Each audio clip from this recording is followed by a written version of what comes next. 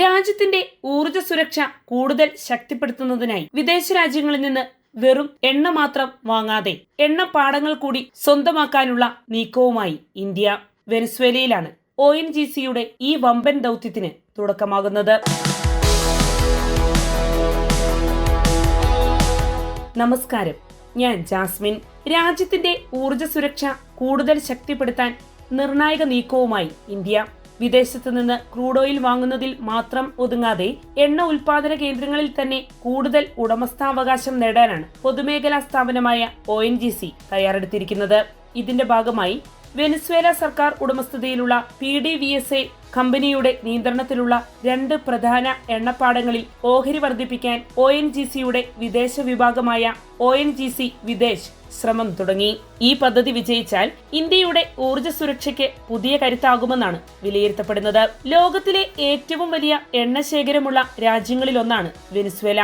എന്നാൽ അമേരിക്കൻ ഉപരോധവും സാമ്പത്തിക പ്രതിസന്ധിയും രാഷ്ട്രീയ അസ്ഥിരതയും കാരണം വർഷങ്ങളായി അവിടുത്തെ എണ്ണ വ്യവസായം വലിയ തിരിച്ചടിയാണ് നേരിട്ടത്.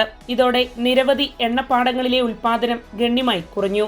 ഇപ്പോൾ സാഹചര്യം മാറി തുടങ്ങിയതോടെയാണ് ഇന്ത്യ ഉൾപ്പെടെയുള്ള രാജ്യങ്ങൾ വീണ്ടും വെനസ്വേലയിലേക്ക് ശ്രദ്ധ തിരിക്കുന്നത്. നിലവിൽ വെനസ്വേലയിലെ സാൻ ക്രിസ്റ്റോബൽ എണ്ണപ്പാടത്തെ 40% ഓഹരിയും കരാബോബോ എണ്ണപ്പാടത്തെ 11% ഓഹരിയും ONGC വിദേശിനുണ്ട്.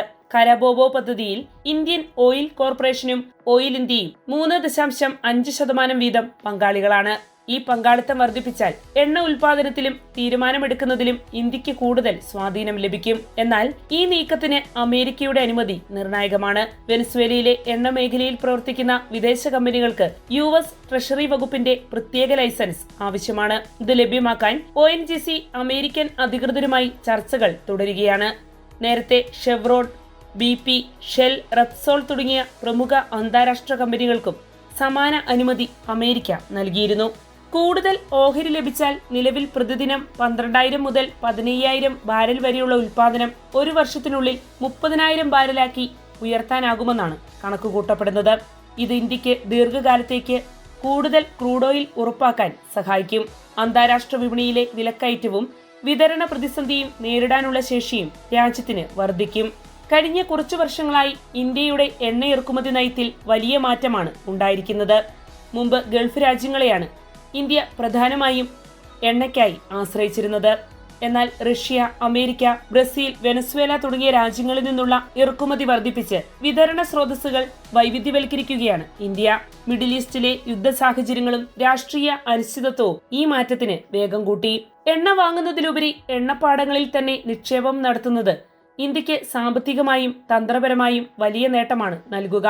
ആഗോള വിപണിയിൽ വില കുതിച്ചുയർന്നാലും സ്വന്തം പങ്കാളിത്തമുള്ള എണ്ണപ്പാടങ്ങളിൽ നിന്ന് ദീർഘകാലാടിസ്ഥാനത്തിൽ ക്രൂഡ് ഓയിൽ ലഭ്യമാക്കാൻ ഇതിലൂടെ സാധിക്കും. അതോടൊപ്പം ഇന്ത്യൻ കമ്പനികളുടെ ആഗോള സാന്നിധ്യവും ശക്തിപ്പെടും. ഊർജ്ജ ഉപഭോഗം വർഷം തോറും ഉയരുന്ന സാഹചര്യത്തിൽ വിദേശ എണ്ണ സമ്പത്തുകളിൽ നിക്ഷേപം വർദ്ധിപ്പിക്കുക എന്ന ഇന്ത്യയുടെ ദീർഘകാല തന്ത്രമാണ് ഇതിലൂടെയെല്ലാം നടപ്പാക്കപ്പെടുന്നത്. വെനസ്വേലയിലെ പുതിയ പദ്ധതി വിജയിച്ചാൽ ഭാവിയിൽ മറ്റ് എണ്ണ സമ്പന്ന രാജ്യങ്ങളിലേക്കും സമാന നിക്ഷേപങ്ങൾക്ക് വഴി തുറക്കാനാണ് രാജ്യം ലക്ഷ്യമിട്ടിരിക്കുന്നത്.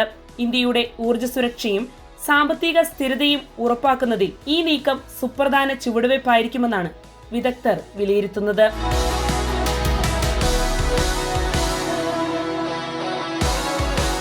വാർത്തയുടെ നിറം തേടി തനിനിറം.